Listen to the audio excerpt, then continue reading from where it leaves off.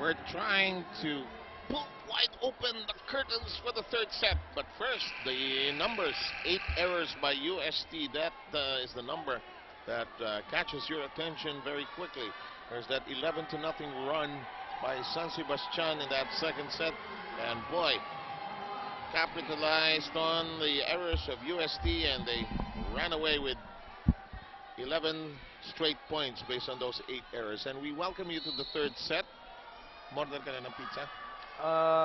Mga ano raw, sabay ng tapos nito. So Yan. mga bukas pa dating. Yan, dalhin mo sa... Pero ang ganda ng gising ng sa Sebastian no second set, ha? At yung tailspin na naranasan dito ng UST was exactly the same thing that happened to San Sebastian in the first set. A lot of errors, a lot of reception errors, but Jeng Boli was the biggest difference for San Sebastian in that set number 2. Best of 3 is what's left here in match number 2 of this best of 3 series in the finals. Ooh. And underway, so far only 1 point has been etched on our scoreboard. Here comes Benito, one of the stars of that second set for Roger Gurayab.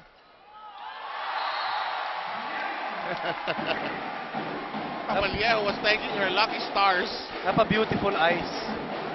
Pikit sa Maydila. Thank you, Lord. And she got a brief rest before the second set was done.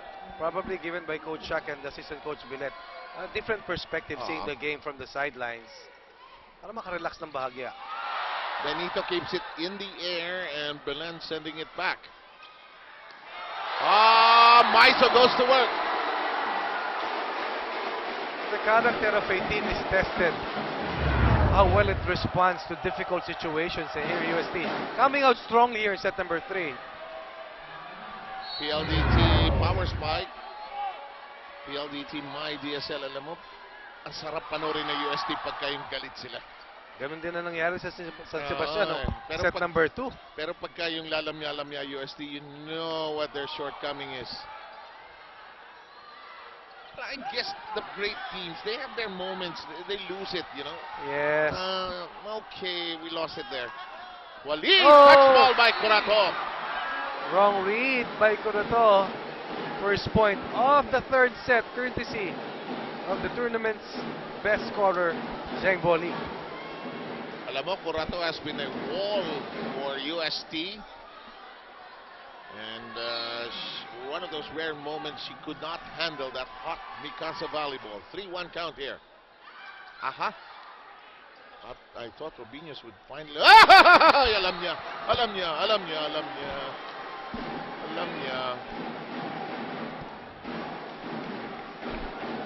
Yun yung gusto mo sanang pawiin. Yes. Ulitin natin. Rewind. Sabi ni Maisa, ay. Dapat, yun. Now, bad reception by USD, leading to some bad sets. However, trying to return the favor is San Sebastian. Whipping it over is Roses. Curato back to being steady. Balse, her shot in play. Here's Belen. Benito, out. I feel that it's important for the Maculangan to go to Balse early here in the third set. Good point. They have to get her confidence level up on offense. She's doing an excellent job playing defense. Pero minsan, maski anong sipag mo sa depensa, kailangan makatikim ka rin ng punto sa atake. Parang sabihin mo, Jing, mamaya pag nanalo tayo, punta tayong Shakey's. If it's fun family pizza, it's gotta be Shakey's. Jing Balse gets to it. Here's the Maculangan. Back set to Maizo. It crawls over. What a workhorse. What a workhorse Isa Maizo is. And this was the reigning MVP before Zu Roses was crowned last Sunday, doing what she does best. Backcourt Sports, proud partner of the Shakey's V-League. I love watching Isa Maizo when she decides to take over the game. Bilis ng paa. This is mine. Benito, however, jammed at the net. Belen, here comes Wali. Balsen, the veterans taking on each other. I think Ortiz got that. And the nice thing about watching the action live is that you not only see the athleticism of these ladies, but you also witness the footwork. And this sport is all about footwork. Good point. And here you can see how well they transition from offense to defense, defense to offense, working extremely hard, using a lot of quickness. Wali with excellent footwork. This is gone. This is, if this was baseball, it is home run. Home run. Hindi lang line drive yun, talagang ibinaon deep in the third base. Itong si Boli, 3 serving 6. And let's see how well this youngster plays here in the finals. Here's Curato, Bimakulangan back set. Excellent dump over that time by Maiso, who's in charge of that front row.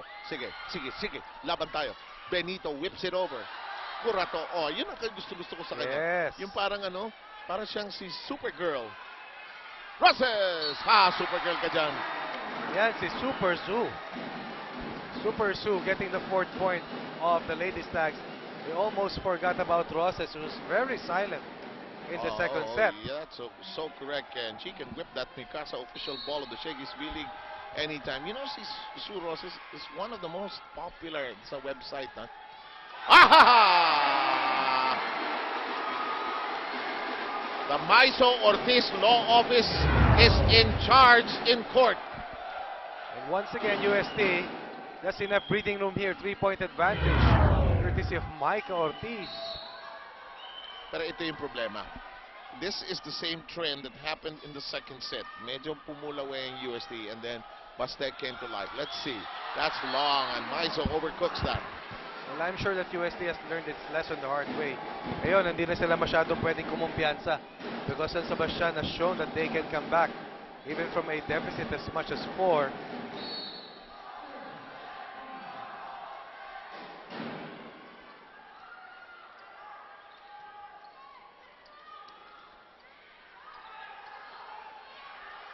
Wally rejected by the double jam and Ortiz and Maiso. Law Office is open. Yes, from defense to offense for UST, rejecting Yang Boli. And it's 8-5 technical TO number 1.